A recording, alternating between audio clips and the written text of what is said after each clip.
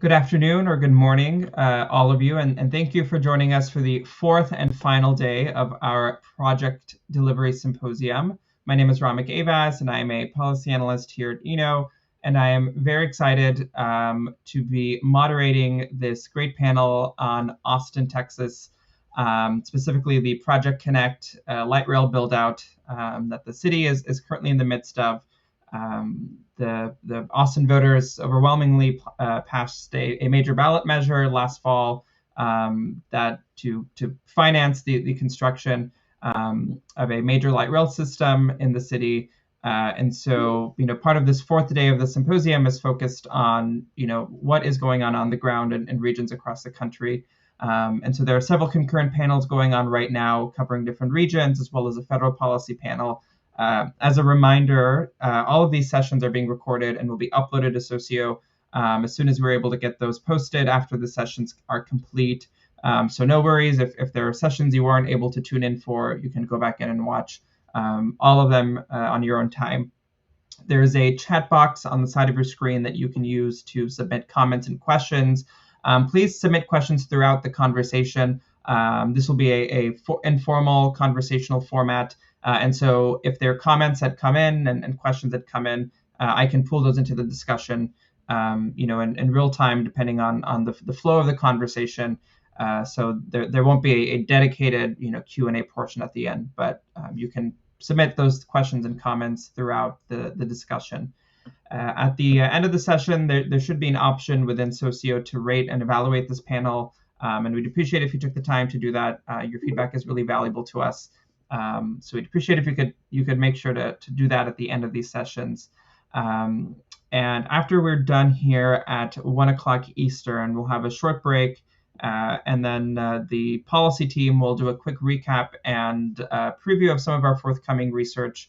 And that'll be on Zoom and transition directly into our closing networking lounge and meet and greet on Zoom. So stay tuned for that, and you can navigate all of this in the agenda tab on Socio. So without further ado, I want to introduce our great panelists that we have from Austin. We have Tony Elkins, who is a board member on the Austin Transit Partnership. We have Anik Baudet, who's the mobility officer for Project Connect from the city of Austin. And we have John Rohn, who is the deputy program officer for Project Connect, also with the Austin Transit Partnership. So again, thank you to all of our panelists for taking time out of their morning to join us for the symposium. I'm very excited for this panel. This is such an exciting project, and it's really cool to be having a region that's going through this process to kind of do an initial build out. And of course, as a former Austinite, I'm personally very excited to be moderating this panel. So I want to start off with a opening question to get a chance for each of you to introduce yourselves to the attendees. Of course, as I mentioned, the Austin voters overwhelmingly approved Project Connect last November, and each of you are playing various roles on this project through your roles either with ATP or the City of Austin. So I'd appreciate if you could tell us a bit more about your professional background and your current role on Project Connect. John, we'll start with you. Thank you, and good morning, everyone. I'm John Rohn. I am Deputy Program Officer for Austin Transit Partnership, and my career began in transit almost 28 years ago. It's been quite a journey, and that began in design and construction of a light rail transit startup in Dallas, Texas. I worked with Dallas Area Rapid Transit and was involved in the design and construction through the integrated testing and startup phase of that program. I continued my career with DART and continued to progress in my career that also led to operations and maintenance of light rail systems, as well as all of the facilities and systems elements. As part of that career journey, I had the opportunity to join a team in St. Louis for a couple of years where we implemented two light rail expansions, and I served as the deputy project director for the projects there, and then joined DART again and continued in operations and maintenance, and then continued as the vice president of design and construction. before joining Austin Transit Partnership this year, in March of this year. And so with that opportunity, I was able to come on board as the Deputy Program Officer for Austin Transit Partnership for Project Connect and the projects that are associated with it, having the responsibilities for managing the resources responsible for design, construction, operations, and maintenance for the projects, for the Orange and Blue Line light rail transit projects specifically.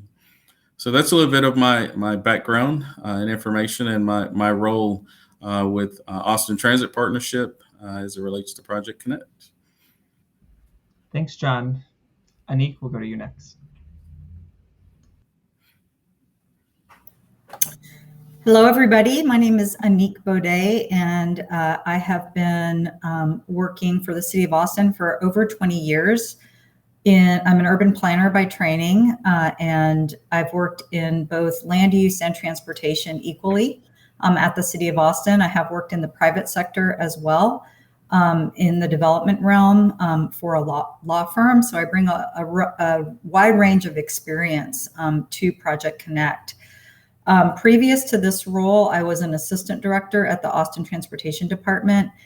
And my transportation experience has always been in sustainable modes. So I was the bike ped manager for the City of Austin for 7 or 8 years and really advanced how we do things differently to advance bicycling infrastructure and pedestrian infrastructure in Austin, which, as many of you in the transportation field know, is no small task, retrofitting America for bicycle and pedestrian infrastructure. So I see this role in Project Connect as continuing my career as being a change agent at the city and really looking at our processes, understanding them. I also have a master's in public administration. And so municipal processes fascinate me, and I always know that we can do better and that rules are made by people. And so people can review the rules and change them in order to advance and progress what we need as our city grows. And as many of you know, Austin is a boom town. We double our population every 20 years. And so Project Connect is very welcome through my planning eyes. And so my role actually is leading the city's contribution to the tri-agency partnership to deliver Project Connect. So John and Tony, who will introduce himself in a second, represent Austin Transit Partnership, John on the technical side, Tony on the board side. We have Capital Metro, has been our transit authority for over 2 decades. Also has a role. Austin Transit Partnership, the City of Austin, and Capital Metro all have unique, critical, and specific roles to play in order to deliver this project. And so I lead a team that represents the city's role. And so what are we going to be doing? We're going to be an ombudsman. We're going to be an advocate for keeping to schedule, keeping to quality, doing things different for different results per the ENO report that looked at different codes and such that can get in the way of project delivery and make things go longer and therefore more expensive. And so we're doing permitting, we're coordinating utilities, we're doing a lot of work with policymakers. And then I'll end with one of my last career highlights was completely replacing the city's transportation plan. So we have a new Austin Strategic Mobility Plan, and the partnership with Project Connect actually began in the early planning phases in 2017 of that project, when Project Connect was starting up again after a failed funding referendum in 2014. So we've been joined at the hips, most importantly, working with the community, building trust with the community. And so my role I see as a continuation of that partnership that started early with the Austin Strategic Mobility Plan, which was voted unanimously as our transportation plan by council, and which included the Project Connect High Capacity Transit Plan. So with that plan, we're able to acquire right of way through the development process and do a lot of things with that plan in support of Project Connect. So I'm happy to be here today. And of course, putting my land use hat on, I'm really excited about the equitable transit-oriented development work that's happening concurrent to the technical work. So thank you for the invitation, and look forward to the conversation. Thanks so much, Anik. And last but certainly not least, Tony. Thanks, Romek, and good afternoon, good morning to all of you attending. My name is Tony Elkins. I'm on the board of directors of the Austin Transit Partnership, and we'll talk a little bit more about this, I suspect, but ATP is an independent local government corporation that will be delivering Project Connect. My background started as an accountant, an auditor way back in the day, and I enjoyed that, but I realized that auditors and accountants kind of look backwards and audit decisions that other folks had made, and I kind of wanted to get involved in helping to make some of those decisions, so I kind of transitioned to finance and got an MBA and started work on Wall Street and doing bond insurance and project finance. And then I got into alternative delivery of infrastructure. And that's what I've been doing for the last 20 years with a lot of expertise in public-private partnerships and other delivery models.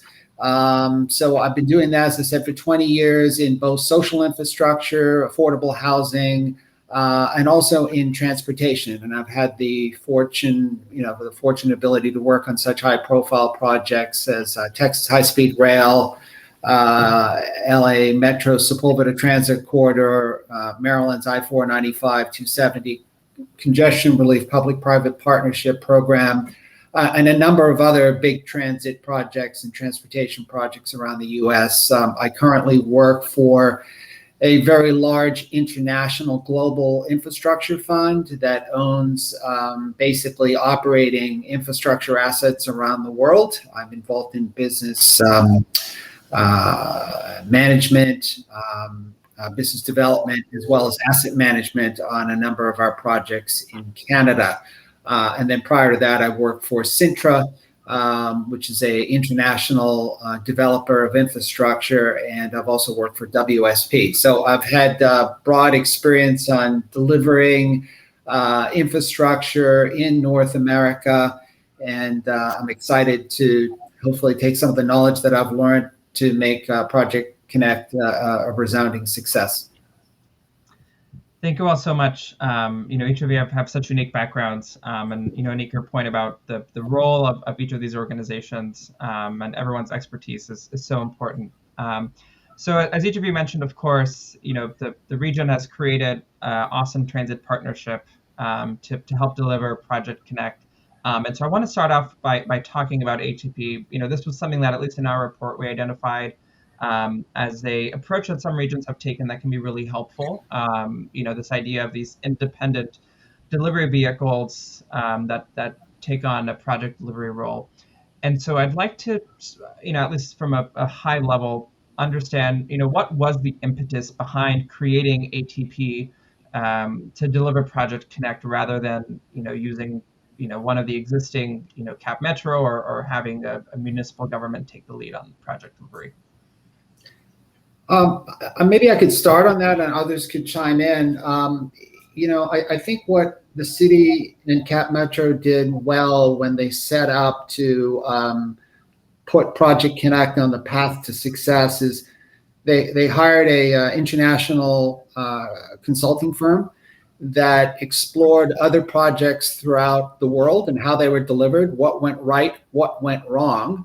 And that consulting organization made recommendations to City Council and to Cap Metro that the best way to set up Project Connect for success from a governance perspective was to set up this entity as an independent local government corporation, which is a Texas corporation that has the authority to deliver Project Connect. And the guiding principles that City Council and Cap Metro set up for ATP was transparency, which is number one, a single entity vested with the authority and the resources to construct and implement Project Connect, a new independent board City Council and Cap Metro oversight and a joint program office for staffing and management.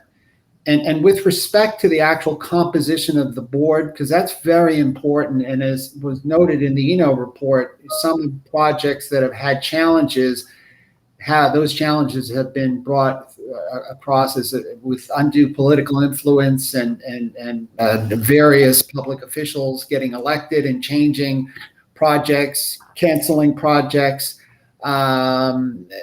City Council and Cap Metro didn't want that. So the board is comprised of only 5 voting members. So I think that's important because in a lot of these boards, you may have 15 people, and it's hard to make decisions when you've got so many people. And a lot of those, or all of those people are elected officials. There's only one of the 5 members that is a government elected official. So the way the board was set up is 1 member of Austin City Council, and that's the mayor. 1 member of Cap Metro's board, and that cannot be an elected public official, a finance expert, myself, an engineering and construction expert, and a planning and financial sustainability expert. Sorry. So those are the 5 members. So this is an organization that is somewhat apolitical. We are here to deliver Project Connect and do what's best for the project that the voters last November authorized us to do. And I think that's what's going to help set us on the path for success. Thanks, Tony. That kind of covers my next question, which was just about the structure of ATP. And so you mentioned that, Cap Metro and the City of Austin have a oversight role. Anik, I'd love to hear more about specifically how the city interfaces with ATP. I know Tony mentioned the program control, program oversight office. So could you talk a bit more about the city's oversight role as it relates to ATP?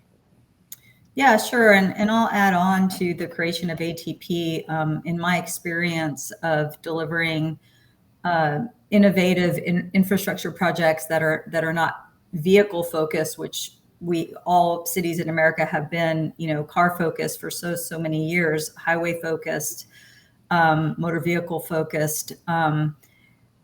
What I like about the development of the ATP and that recommendation that carried forward is that there's an entity that's focused on one thing. If it was in any one organization, the city or Cap Metro, we all do other things, from animal shelters at the city to public health. And while you have a department that could be focused, you get pulled in a lot of different directions. And so I really like that there is an entity that is focused specifically on Project Connect. So that's my take on the beauty of ATP. As far as oversight, we could call it oversight, we can call it collaboration, we could call it coordination, we could call it ownership. I mean, the orange and blue line are the majority of the alignment will be in city-owned right-of-way.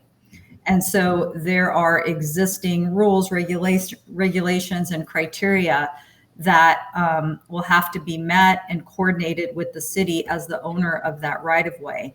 And so that's where our oversight really comes in, is being collaborative and helping Austin Transit Partnership and their consultants, some who have experience working in Austin. I mean, every city is unique in their topography, in their soils, in their rules and their regulations, in their values, right? And so our job is really to help the consultants and the team that Austin Transit Partnership has put together. From the staffing standpoint, is diverse and wonderful and brings in experience from other cities who may not have the context of Austin. And so we're providing a lot of that assistance from the technical to the context and to working with the community. And that's what I love about my role. It's like in any given day, I'm looking at cross sections, I'm doing things like this and community engagement. Last night, we did a panel on how important Project Connect is to the implementation of our city's comprehensive plan, Imagine Austin, and just making sure that folks in the community understand that we do have a North Star of how our community should be growing, and that Project Connect is a big part of that. And it's talked about in our comprehensive plan. So that role is like I said, very comprehensive, from technical to working with the community. Thanks, Anik. That point about the coordination and the permitting and the right of ways is also important, and something we'll certainly be getting into in this discussion. Going back again to the point of the structure and the authorities of ATP, Tony strikes at the heart of one of our recommendations, which is, making sure that whoever, whether it's an existing entity or a special purpose corporation that's created, has the relevant authorities to deliver the project. And so John, I'd love to hear more about the types of authorities that are vested in ATP. I think every state has their own laws on what authorities can be given to these, independent corporations. So in terms of the authorities that ATP has, are there any that are, perhaps unique to the agency that Cap Metro or the city otherwise wouldn't have, whether that's flexibility in hiring or contracting? We've seen variations in those authorities. So love to hear more about what is vested in ATP. I would say Austin Transit Partnership has very similar practices and procedures that have been established in regard to our contracts, our procurement policies that have been established, and our procedures and coordination in regard to the values for the projects and what fiscal authority the team members have in regard to implementing the design and construction for the program as a whole.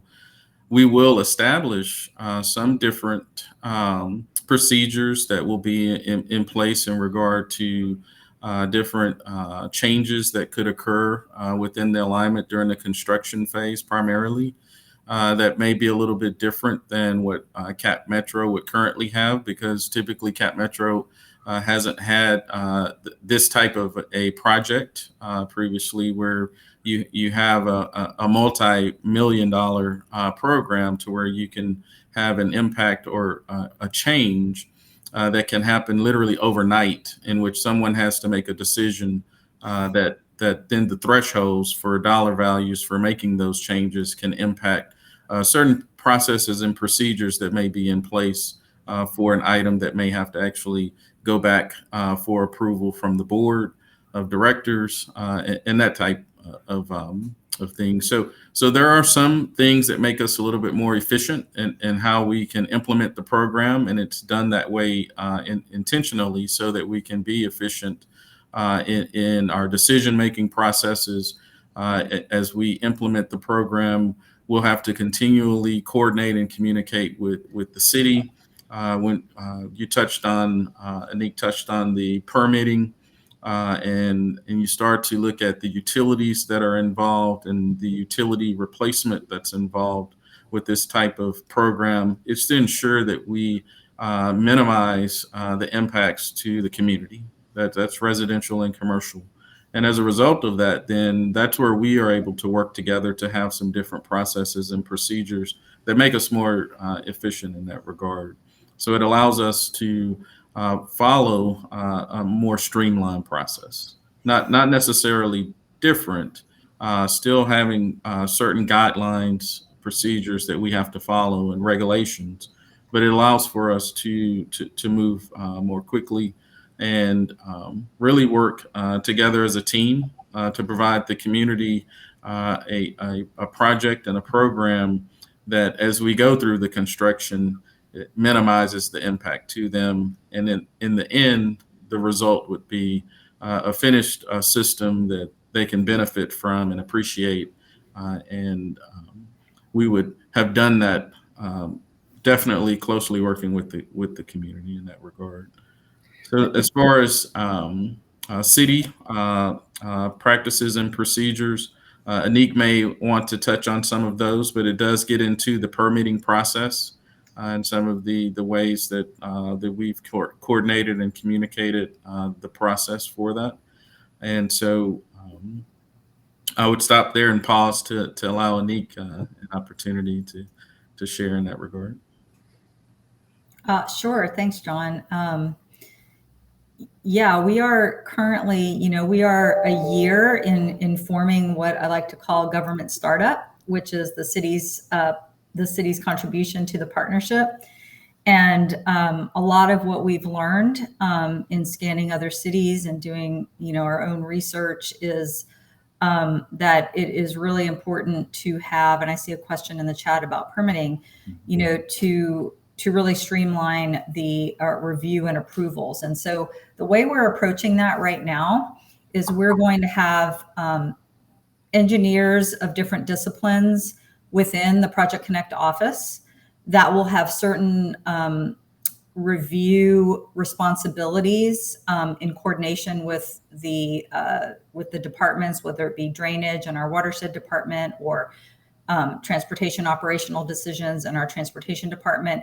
But they will be sitting within the Project Connect office and coordinate back and forth. And they won't have sign-off review approval per se, but the idea is that they're going to be working with ATP staff and consultants to the point that when an application is ready to go in for a stage or phase of construction, that application is going to meet the minimum turnaround time for review. There's not going to be multiple back and forth and rejection of comments. We are going to make sure, as John said, what I've experienced at this in my 20 years at the city is that work through the processes we have. Government doesn't change very quickly. It doesn't turn on a dime. And so it's better to work through the processes that exist and become efficient with your own project on how to do that. Sometimes there are going to be processes that need to change, and we're looking at that as well.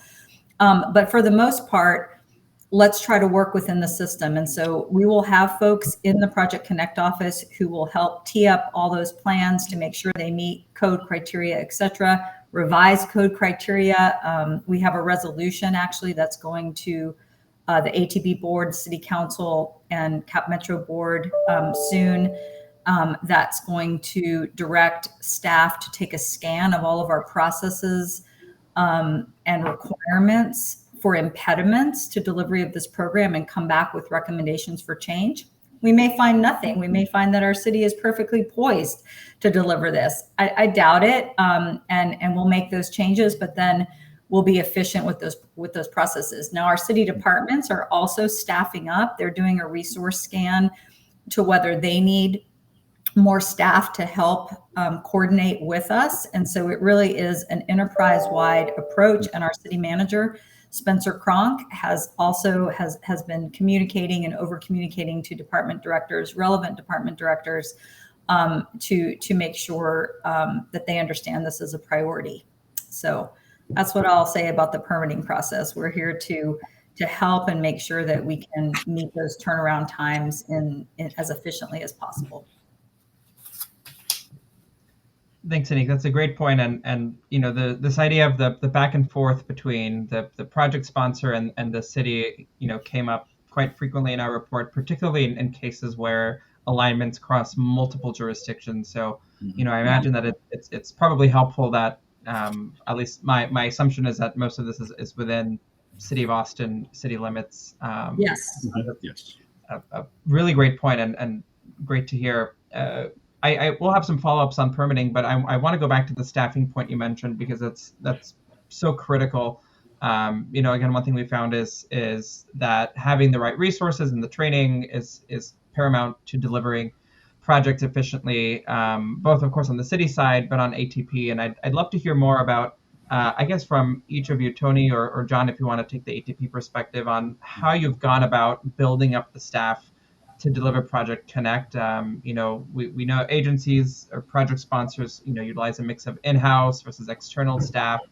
So I'd love to hear how that approach has been done and the extent to which you're sharing any staff between Cap Metro and ATP, or within TxDOT. We've seen some agencies borrow state DOT staff for environmental review.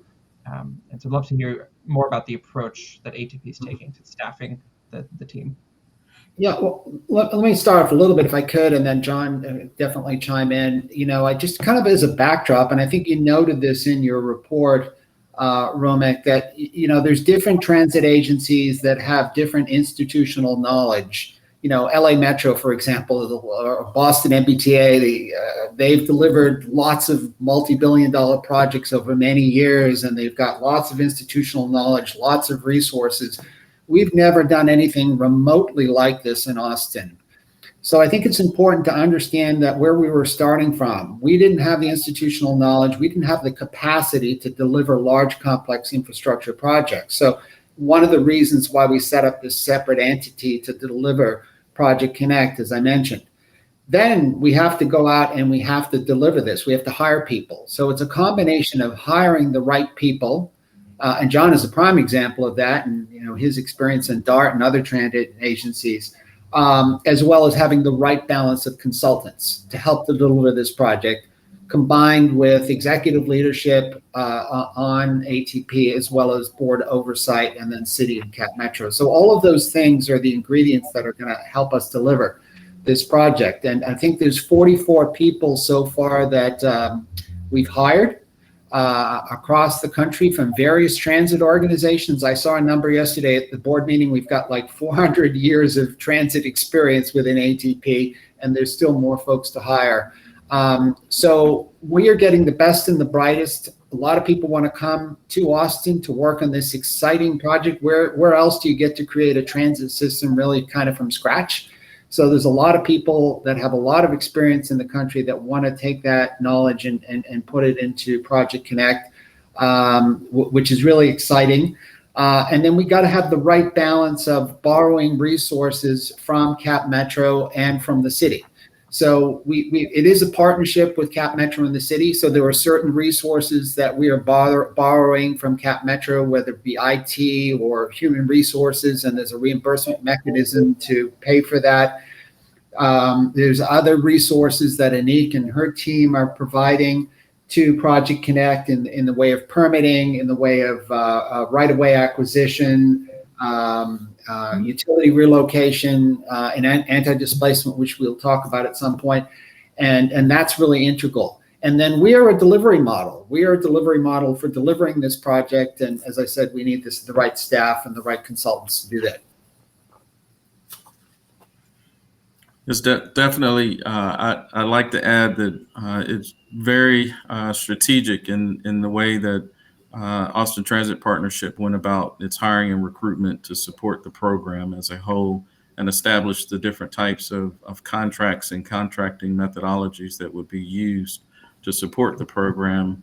And as Tony touched on, it's a team that's very diverse in its experience, as you touched on, that almost 400 years of public transit experience across the United States, from New York, Boston, to Washington, D.C., Chicago, Dallas, Houston, all of the major, transit projects that have been implemented for decades. For over the last 20 years, we've brought on high experienced team members that have been able to very, very quickly get up to speed on the program and work to establish what are the different types of risk associated with the program, what are the key positions that are needed for the program.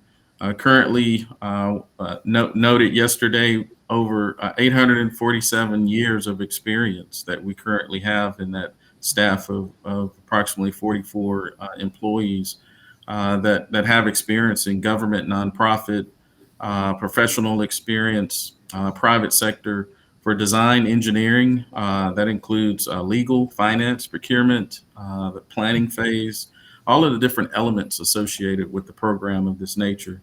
Is very, very important to note that there's the support from a design and construction perspective to implement the program, but there's also support that's provided for the city of Austin and their team. So whether that be team members that are assisting us with permitting, or team members that are working together with us in regard to utilities and different elements of the project, the tunneling portion of the project. Those are unique skill sets that may not be on the Cap Metro side as well. And so we have team members that can be brought on board as part of the different consultant projects or contracts that we have for support for Capital Metro as well. And that could be in the safety department, that could be associated with bus, with rail, because the program as a whole includes not only the light rail transit projects, the orange and blue line, but it does include bus rapid transit and includes commuter rail.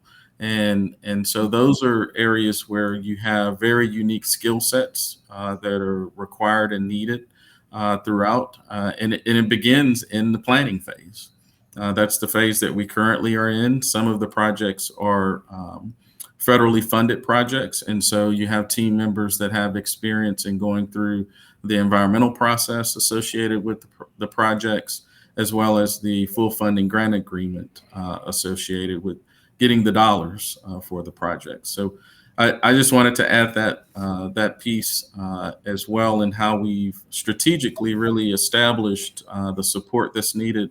The program will have additional contracts to support the projects within the program. We will have general planning consultants. We will have general engineering consultants and teams that will be needed as we progress through final design and construction for many of the projects within the program.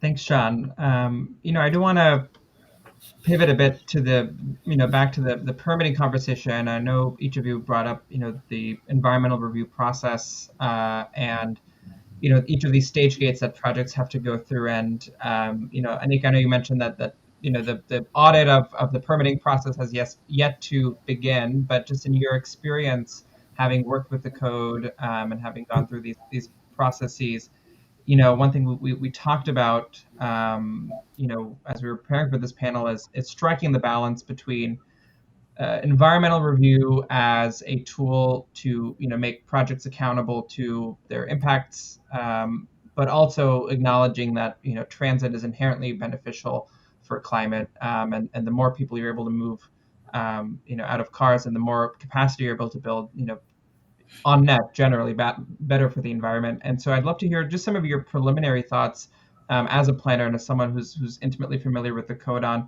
what are some of the general processes that you've at least flagged or suspect could either pose an obstacle to Project Connect or, are ripe for, rethinking as we think about the balance of permitting versus acknowledging the inherent benefits. Yeah, we are, the resolution that I spoke of does have a specific section that talks about balancing existing policies with the environmental, there are also policies that speak of the environmental benefits of sustainable transportation modes and our need to support those types of modes. And so I feel like it's our job in the Project Connect office to elevate that conversation, because a lot of the times, I love that I live in a city that is so prideful and protective of the environment. One of the monikers of Austin is one of many, live music capital of the world, keep Austin weird, and a city in a park. That's another moniker that we're known as. So we value our environment, we value our trees, we value our water quality and our waterways. And so what I like to say is we are not in any way, shape, or form trying to cut corners with looking at this scan. We are trying to meet the spirit of Austin and the spirit of the code requirements in a way that is that makes sense for a long, linear, horizontal mobility capital improvement project. Our city code is focused to vertical private development.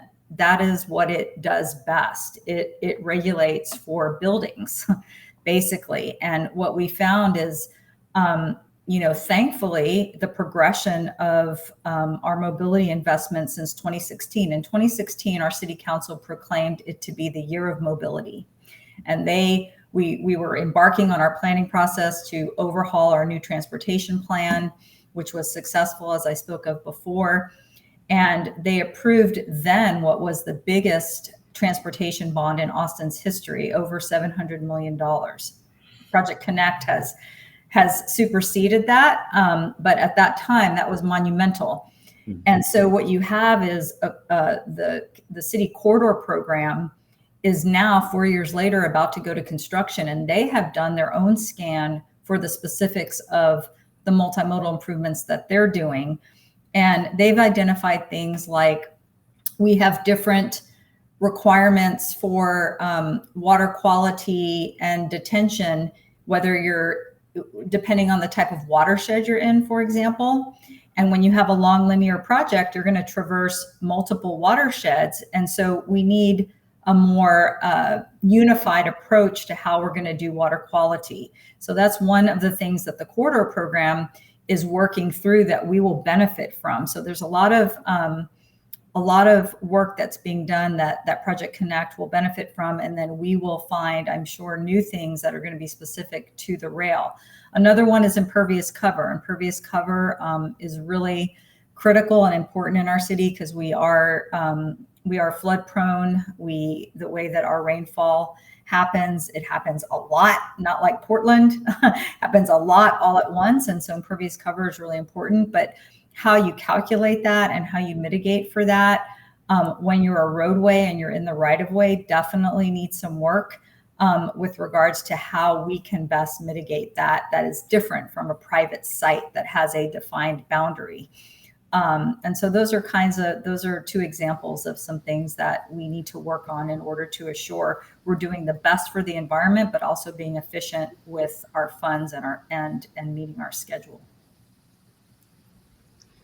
Thanks, Anik. And on that point too, there's so many elements of these long linear projects. There's this right-of-way acquisition. There's the tunneling element, of course, is a huge one. Utility relocation, and of course, in the report we found that those are some of the biggest, most complex elements of these projects, and one that really benefits from early coordination, early identification, and of course it's very region specific, depending on the utility ownership and who's responsible for the payment and for the physical relocation of utilities.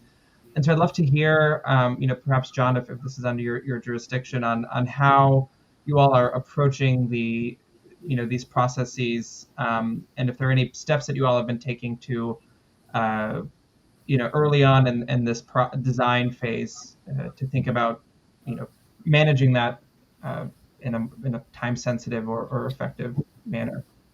Yes, thank you. That has definitely been the primary focus. During this time, we are currently approaching 30% design level for the orange and the blue line projects.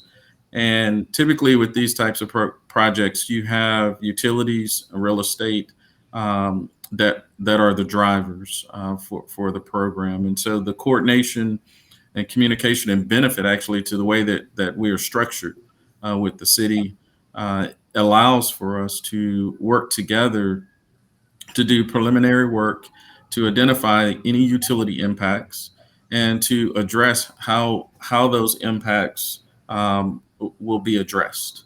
And so we've worked together with the city of Austin to establish a criteria in which we review their existing criteria as we establish our design criteria, and we've created what we call a utility rules of practice.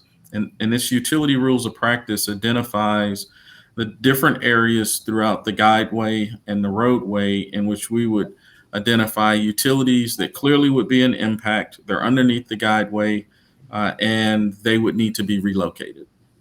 So for example, those are all identified, put into a matrix. We work through those to identify minimizing the impact as you relocate those utilities. And then you have utilities that may be unique because of the age, the size, that have condition assessments that would be performed at a later date to ensure that you don't have an impact to the community.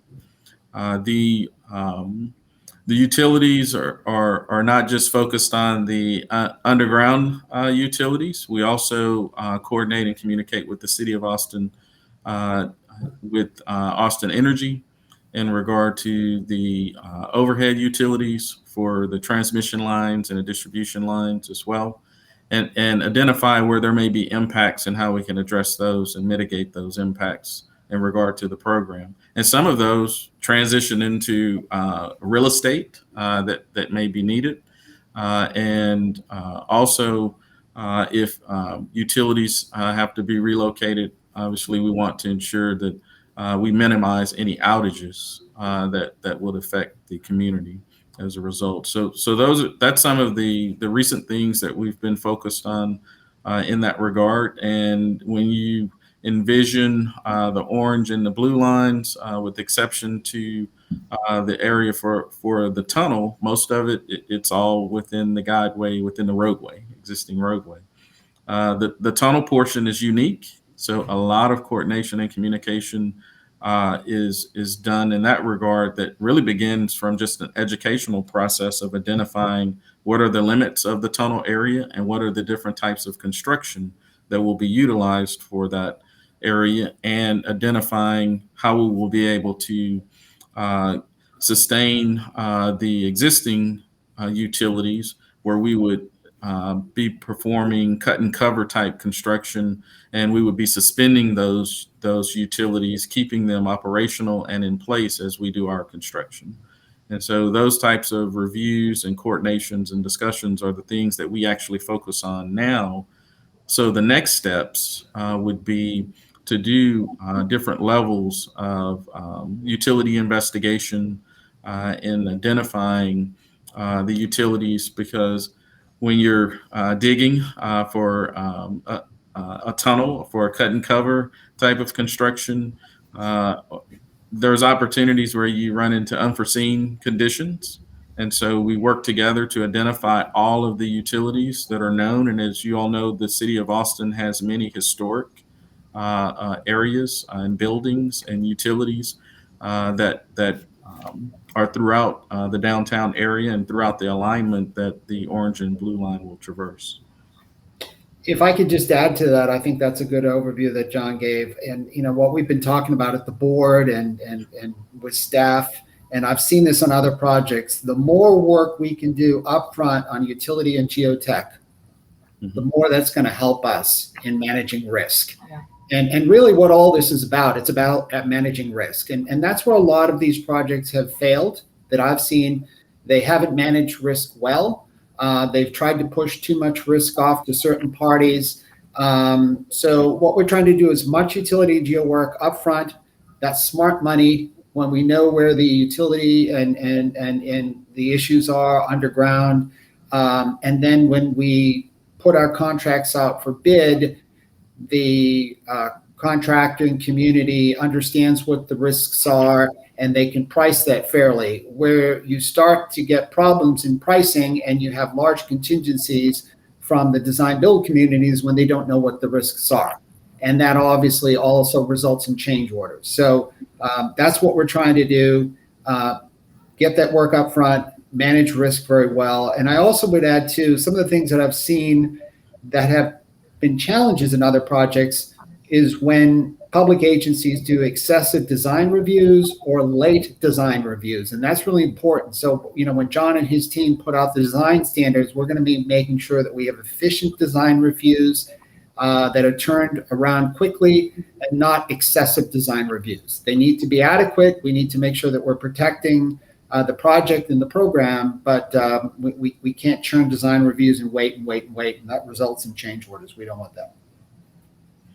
Tony, you're reading almost right at the heart of our recommendations. That was a huge point we saw, and I think you covered a question I was going to ask about contracting and that process. I know it's still very much, you're still very much in the early stages of the project, but that's such a key point, specifically in regards to the delivery method of choice, really committing to the spirit of that method and not managing a design build as a design bid build.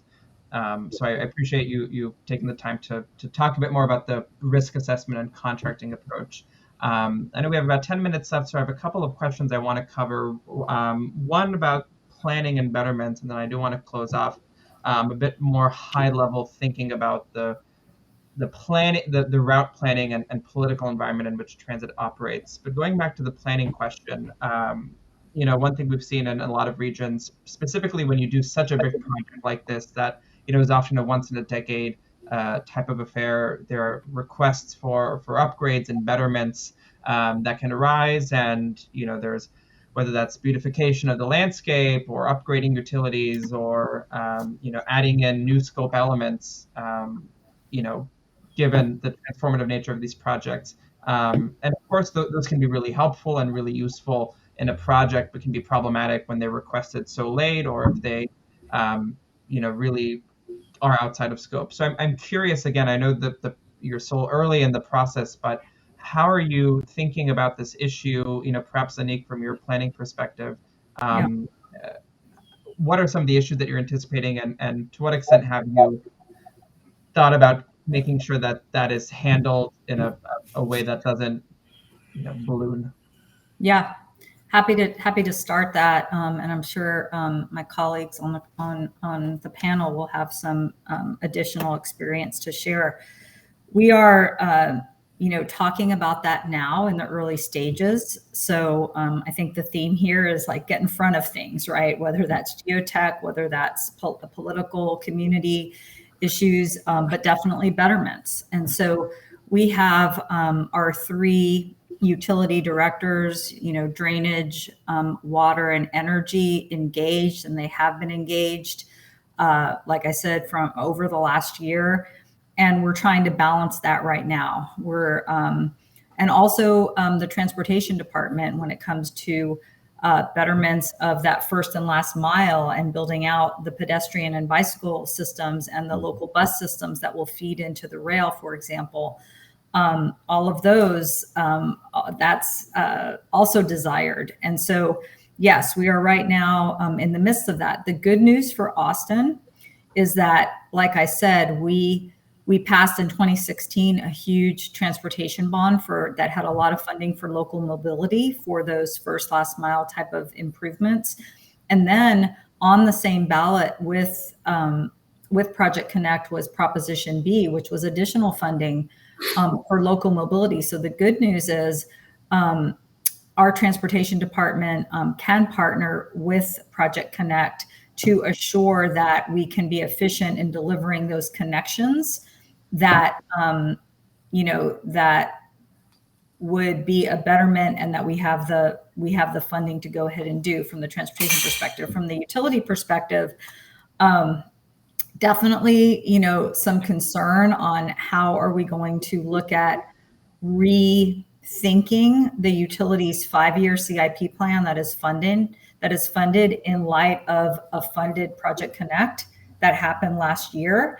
And, that's hard. It's not an easy task, but we are rolling up our sleeves and we're going to work with the utilities to do that, because they recognize this is, as you said, a once in a generational opportunity to really do some good things. The project is here and we have to rethink. And that becomes hard because there are commitments that the utilities have made through their capital improvement projects with the community, especially when it comes to flooding. Like I said before, we are flash flood alley. And so if we're going to be pulling resources to do different things, that's a community conversation. And so the fact that we're doing that early is good. But I do feel confident that we have the right mindset within the city municipality to see the advantage and the opportunity that Project Connect is affording us.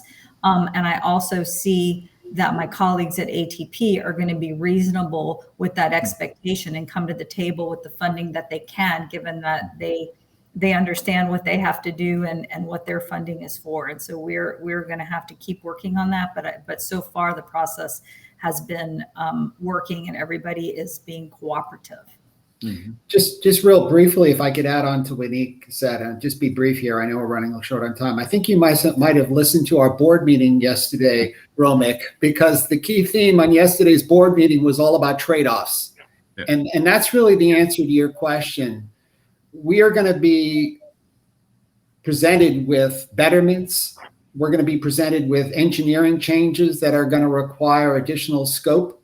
And all that gets to what's called the project management triangle, which I'm sure a lot of you know. It's the triangle of scope, cost, and time. And as you add more scope, you either add cost or you add time. And we need to work with staff and the board to determine betterments, how much of those betterments we can afford, which ones are priorities, which one would we like to have but we can't afford.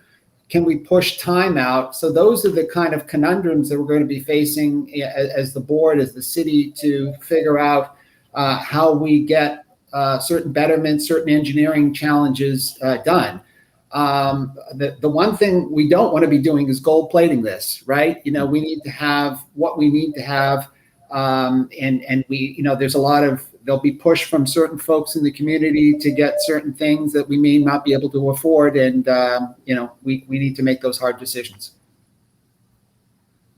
That's a great point, Tony. And very much great to hear that's top of mind, and something that was very much a huge finding in our report.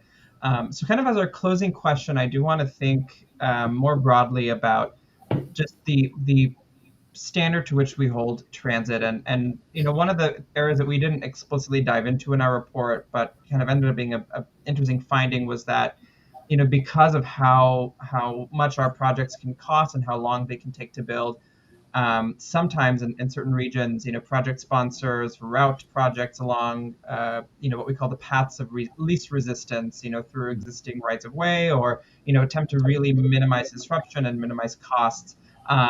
But after multiple referendums, Project Connect really runs through the heart, through the Guadalupe-Lamar corridor, through UT, through downtown, and it's really serving those key job centers, housing centers, and as part of that process, when you're advocating for that type of a plan, you're thinking about how the transit line can be most effective for the people it's serving, and reflecting on the past referendums and settling back on this routing, what were some of the considerations that went into bringing back that central route, and running it through the heart of the city, even though it is, might be more complex and more expensive, but is ultimately going to be more useful.